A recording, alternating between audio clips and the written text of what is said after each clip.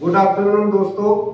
तो अब हम मध्यकालीन भारत के इतिहास के वस्तुनिष्ठ प्रश्नों की श्रृंखला में फिर से आपका स्वागत करते हैं।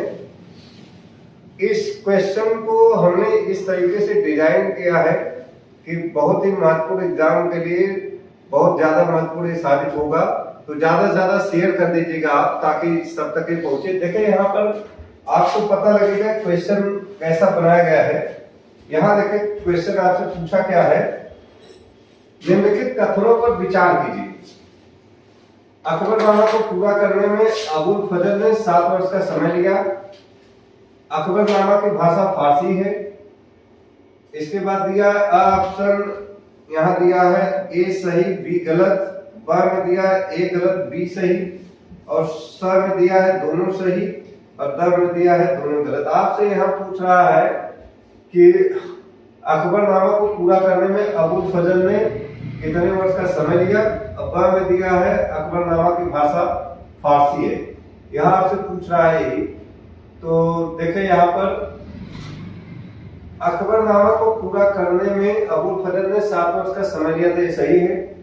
अकबरनामा की जो भाषा है ये फारसी है, ये भी सही है। तो ए और बी दोनों सही है, तो यहाँ स ऑप्शन सही आपका होगा, दोनों सही है। नेक्स्ट क्वेश्चन भाई,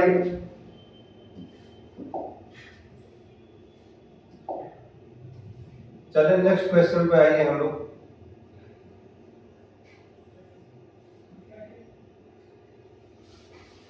नेक्स्ट क्वेश्चन में दिया है निम्नलिखित में से कौन सी रचना अकबर के काल में नहीं लिखी गई है। निम्नलिखित में से कौन सी रचना अकबर के काल में नहीं लिखी गई। तारीख-ए-अल्फी अ है।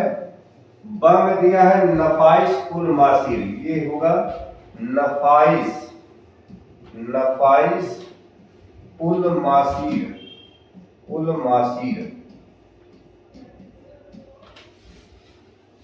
और स में है अकबरनामा, द में है मुंतखब उल लुआब है। यहाँ आपसे पूछ रहा है निम्नलिखित में से कौन सी रचना अकबर के काल में नहीं लिखी गई। तो तारीख-ए-अल्फी जो है ये 7 लेखकों ने लिखा था। ये इस्लाम का 1000 वर्ष का इतिहास है। इस्लाम के 1000 वर्ष का इतिहास को लिखा गया था।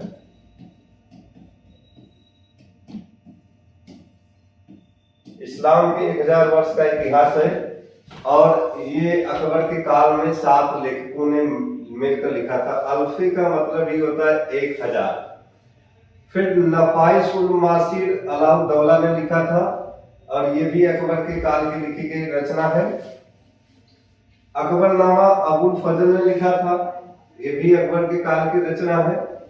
मुंतखब उल लुआब काफी खान ने लिखा था, काफी खान ने लिखा था इसको, और ये औरंगजेब के दौर की है, औरंगजेब के दौर का, औरंगजेब।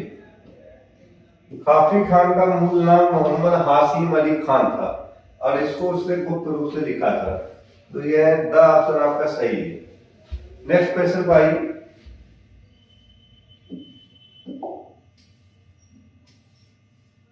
Question number 3।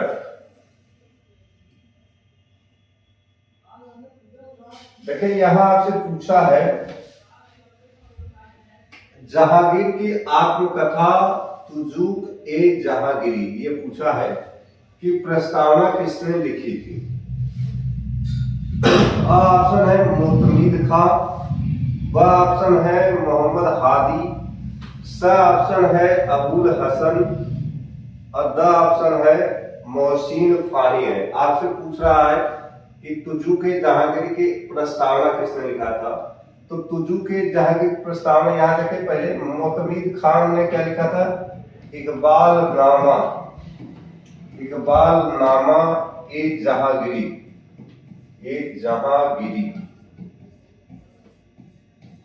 इन्होंने इकबालनामा ए जहांगीरी लिखा था।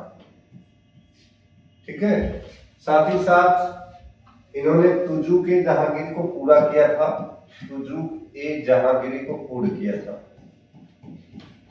तुजूक-ए-जहांगीरी इसको पूर्ण किया था। ठीक, मोहम्मद हादी खान ने तुजूक-ए-जहांगीरी की प्रस्तावना लिखा था। इन्होंने प्रस्तावना लिखा था किसका? तुजुक ए जहांगीरी का। तुजुक ए जहांगीरी, तो तुजुक ए जहांगीरी का इन्होंने प्रस्तावना लिखा था। ठीक है, यहां आपसे क्वेश्चन पूछ रहा है कि तुजुक ए जहांगीर की प्रस्तावना किसने लिखी थी? तो मोहम्मद हादी है। अबुल हसन ये चित्रकार था जहांगीर के दौर का, ये चित्रकार था जहांगीर के दौर का। और मोहसिन फानी ने दबिस्तान ए मजाहिब लिखा था। दबिस्तान ए मजाहिब लिखा था, ये मजाहिब ये उन्होंने लिखा था। तो यहाँ पर आपका ऑप्शन है बी ऑप्शन आपका सही, बा ऑप्शन आपका सही है। क्वेश्चन नंबर 4 पर आइए। 4 पर देखें, 4 पर चौथा क्वेश्चन, मनुची के संबंध में कौन सा कथन सही नहीं है पूछा। मनुची के बारे में पूछा है, इतालवी यात्री था। यहां आपसे पूछा है वह एक इतालवी चिकित्सक था जिसकी मृत्यु मद्रास में हुई। ब ऑप्शन दिया है उसकी पुस्तक स्टोरियो दो मुगोर है जो कि 5 भागों में है। स ऑप्शन है उसने सती प्रथा का उल्लेख नहीं किया है। द ऑप्शन है वह पुरंदर की संधि के समय उपस्थित था। पूछा क्या है? मनुची के संबंध में कौन सा कथन सही नहीं है पूछा। देखिए यहाँ पर वह एक इतालवी चिकित्सक था जिसकी मृत्यु मद्रास में, सही है। उसकी पुस्तक स्टोरियो दो मुगोर है जो कि 5 भागों में, ये भी सही है। स वाला ऑप्शन दिया है उसने सती प्रथा का उल्लेख नहीं किया, गलत है। उसने सती प्रथा का उस समय उल्लेख किया है जो समाज में प्रचलित एक कुप्रथा थी। वह पुरंदर के समय उपस्थित था, ये भी सही है। ये ऑप्शन डायरेक्ट पूछा जा सकता है कि कौन सा विदेशी यात्री पुरंदर की संधि के समय उपस्थित था, तो ये मनुची है, यानी द ऑप्शन आपका सही हो गया। चलिए नेक्स्ट क्वेश्चन पर आइए।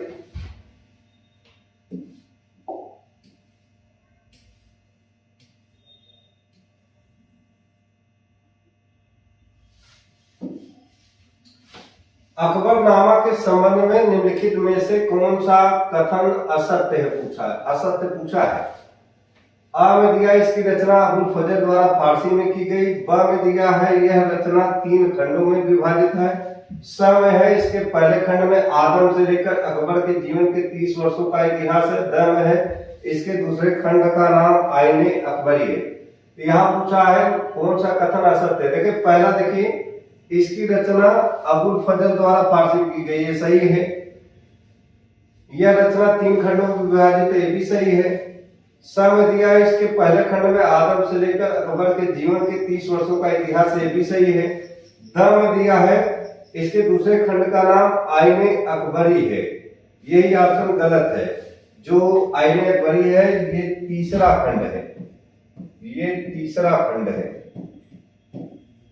और ये प्रशासन पर लिखा गया है। ठीक है, तो यहाँ क्वेश्चन पूछा है कौन सा कथन असत्य है, तो यही द वाला ऑप्शन सही होगा आपका।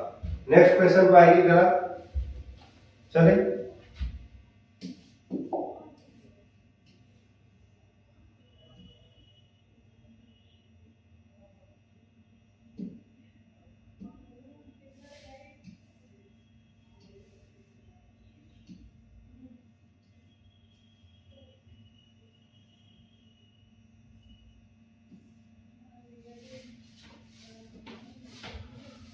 अलबरूनी के संबंध में कौन सा कथन सही है पूछा है। अभी तक हम लोग गलत का अध्ययन कर रहे थे, या कह सकते हैं कि असत्य वाले ऑप्शन का यहाँ पूछा है कौन सा कथन सही है।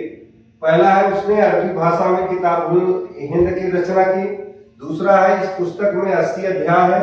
तीसरा है संस्कृत को एक आसान भाषा को बताता है, उसने वर्ड व्यवस्था की जानकारी दी है। यहाँ हम लोग जरा सा समझते हैं, देखिए यहां पर हम लोग समझते हैं जरा सा।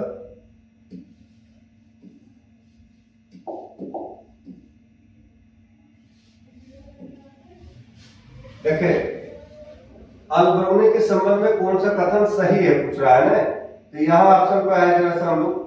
देखिए इसमें पूछा उसने अरबी भाषा में किताबुल हिंद की रचना की, ये सही है। दूसरा ऑप्शन दिया है इस पुस्तक में 80 अध्याय, ये भी सही है।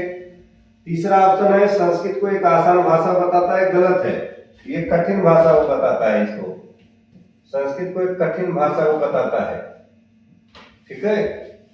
साथ ही साथ उसने वर्ण व्यवस्था की जानकारी नहीं दी है, दिया है, उसने वर्ण व्यवस्था की जानकारी दिया है, तो ये दोनों ऑप्शन गलत है आपका, यानी सही ऑप्शन 1 और 2 सही होगा। यहाँ विकल्प पे आए, विकल्प पर आइए।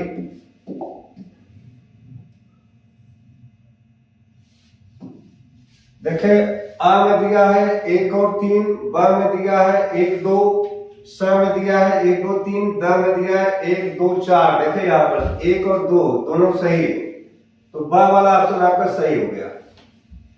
नेक्स्ट क्वेश्चन पाइए।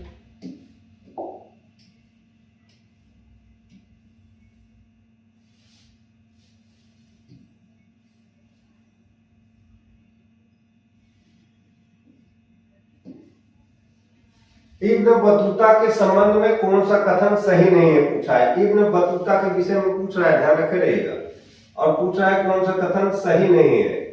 पहला है वो मोरक्को का निवासी था, दूसरा ऑप्शन दिया है उसने अरबी भाषा में रेहला नाम से यात्रा वृत्तांत लिखा, तीसरा है उसके कार्यों का लेखन करने के लिए इब्न जुजाई को नियुक्त किया गया था, और चौथा दिया उसने कभी चीन की यात्रा नहीं की थी। और आपसे क्या पूछ रहा है, सही नहीं है पूछ रहा है। देखिए पहला ऑप्शन वह मोरक्को का निवासी था, ये सही है। उसने अरबी भाषा में रेहला लिखा था, ये भी सही है। उसके कार्यों का लेखन करने के लिए इब्न जुजाई को नियुक्त किया गया था, ये भी सही है। उसने कभी चीन की यात्रा नहीं की थी, चीन की यात्रा किया था और मोहम्मद बिन तुगलक ने इसको राजदूत बनाकर चीन भेजा था, तो यानी ये ऑप्शन आपका गलत है, तो चौथा ऑप्शन आपका गलत हो गया, ठीक है। यहाँ है, यहाँ देखिए ऑप्शन में दे रहा है चौथा। चले यहाँ हम करें। आ में दिया है 2 4, ब में दिया है 3 4, स में दिया है 4, द में दिया है 3, तो स वाला ऑप्शन आपका सही है, चौथा वाला गलत है।